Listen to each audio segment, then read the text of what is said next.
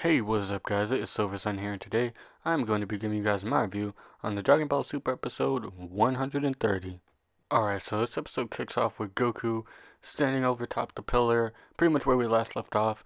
Goku standing over Jiren, Jiren's hurt, and then Goku pretty much just lunges in with the first attack, and he pretty much scrapes Jiren on the cheek, and pretty much he flies right past him, and so they start trading blows and starting to, get pretty into this fight, but Jiren seems to be getting overwhelmed by Goku's new power, his mastered Ultra Instinct, or just Ultra Instinct, complete Ultra Instinct, whatever you want to call it. Pretty much Goku's just beating him into a pulp. Well, not beating him into a pulp, but like he's definitely gaining some leverage in the battle right now, until pretty much Jiren starts remembering, his past and whatnot. His like 2-minute backstory he had like, when was it, a few episodes ago? But yeah, that little backstory he had, he pretty much starts remembering that, and from there he pretty much starts to unleash his true power, which pretty much engulfs the whole stage in like this fiery fire, basically, just fire everywhere. Him and Goku are pretty much standing there. Jiren's shirtless, Goku's shirtless, and it's about to pop off. Pretty much they start going at each other. Jiren's actually starting to gain some traction here. He's starting to push back Goku a bit.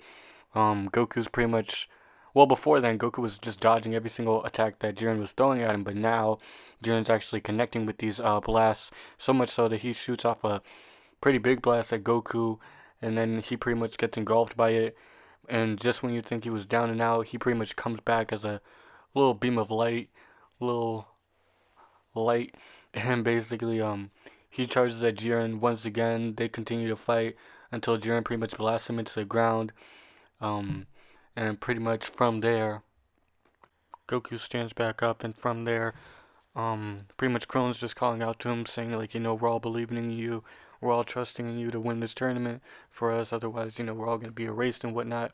And so pretty much they're pretty much cheering Goku on, and then he pretty much stands back up. Jiren's all surprised, like how was he able to do this? And pretty much Goku goes in, with even more speed, trying to combat Jiren. Once again, he pretty much starts winning the fight again. This time, pretty much Goku's giving Jiren a hard time. Jiren's trying to fight back, but it proves effortless against Goku until pretty much they keep fighting, and then basically this was a really cool scene actually. Like the animation in this episode was pretty good in my opinion. Lots of different angles and lots of different like movements and stuff like that. Very fluid, very nice action sequence around this part of the episode. Pretty much they're continuing to fight, blasts and punches being thrown until pretty much forgot what happened at this part. I think Jiren pretty much like gets beaten into the rocks, and he's pretty much angry, pretty much saying like, no, I don't want a repeat of last time, about his past, like him losing, everything and stuff like that. So he's pretty much saying like, like all those friends you have and stuff like that, friendship and whatnot is meaningless. Only strength is, all you need. And pretty much he proceeds to fire this blast right at the spectators see at Universe 7, and pretty much the blast is heading towards them, but Goku heads towards the blast, and he pretty much throws it back, he throws it away, and pretty much Jiren's just like standing there like dumbfounded, no, like, you don't need those friends or anything like that, strength is absolute, they could be erased in instants. And that's when he shot out the blast, and then pretty much Goku swatted it away, and then he went at Jiren, pretty much saying like, I don't really fight for justice or anything like that. I'm not really much of a hero, but if you mess with my friends, then pretty much that's when Goku charged in at Jiren with this like ferocious like Superman like punch, quite similarly to the one he did in 110, but this one actually connected on Jiren, and he pretty much blasted him like straight through all of the rocks, everything. Pretty much beat Jiren into the ground. He fired off a Kamehameha, and from there, Jiren was pretty much like done. It was pretty much over from there, and Jiren's pretty much saying like, just do it, just get over with, knock me out the arena. This fight's over, and pretty much Goku's like he's real hesitant on this too. At first, I thought like Goku was powering up this blast to knock Jiren off with. At first, I thought he was going to give him some energy because Jiren was very tired at this point. I thought maybe, he might be like, no, I'm going to give you some energy so I think you can fight a little longer. Because that's usually what Goku kind of does. He likes to fight his enemies at his best, but he didn't do that this time. Instead, what happened, he was about to deliver that final blast until pretty much he gets shot with like this, um, crazy, like overwhelming, amount of pain, I guess. Like, no one shot him or anything like that. No one, like, fired a blast at him or anything like that. He just, like, got overcame with, like, this toll on his body pretty much overtook him from using Ultra Instinct for too long. And pretty much from there, he got drained of all his power. He was tired. And Jiren's pretty much just standing there, like, confused as to what had happened. But pretty much Belmont's saying, like, no, you gotta go in and you gotta, eliminate him right now, knock him out of the fighting arena. And Jiren was a little hesitant on this too. And I find it like kind of funny how like they're like just struggling in these last few minutes. Like it really shouldn't be that difficult to do, but they're just like standing here like, should I do it? Should I not do it? And stuff like that. But pretty much Jiren's just saying, his little farewell, saying like, oh, uh, once I fire this blast, you guys are gonna cease to exist, but not from my memories. I'm still gonna remember you. And pretty much he was about to blast Goku right off the arena, and it seemed like he did. Like he fired the blast, and the rubble pretty much disintegrated beneath him, and pretty much Goku falls out. But before he actually does fall, something hits him, and he pretty much lands on a rock. He's still in this. He's still in the arena. Jiren looks over, and it's none other than Frieza in his golden form once again, saving his teammates, primarily Goku. But yeah, Frieza's back, and then right after Frieza, comes back, 17 of all people comes back, and pretty much everybody's surprised. I'm surprised. They're pretty much saying like, oh, like how'd that happen and stuff like that. And he was pretty much saying like, oh, it was like a 50-50 kind of gamble there. Like I could have died or I could have survived, and in this case, he survived. And I'm gonna talk about a few of these things in the end of this review. So pretty much after that, Goku's pretty much just struggling to even get up after the toll it took on his body, and pretty much 17 and Frieza have to defend him now against Jiren. And yeah, it's pretty much where the episode ends. But as far as this whole episode goes, I thought it was pretty good.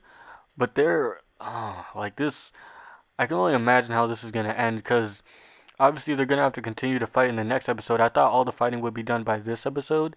With Goku having Ultra Instinct and Jiren going full power, you'd think this would be the end, but nah. Frieza and 17 are apparently still in this. Now, in my opinion, I feel like for Frieza, he should have been down and out way before all this. Like when he initially got beaten down by Toppo, I feel like that's what should have been it. I feel like he shouldn't have came back to fight Jiren to get his ass beat and then go down a second time like that. Or even before that, he got beaten down by Toppo at the end of the arena, basically beaten down, almost done. And then, like, I think an episode or two after that, when 17 was fighting Toppo, he comes in real quick, tries to trap him, doesn't work, gets blasted into an oblivion, and then he comes back again to fight Jiren. Like, I mean, I don't know. I just feel like he should have stayed down after that initial beating, raise up some of the suspense with the audience and stuff like that, wondering if Frieza actually is in this thing and stuff like that. And then at this very last moment, have Frieza come in, not have him come in, go away, come in, go away, come and go away. Like it loses that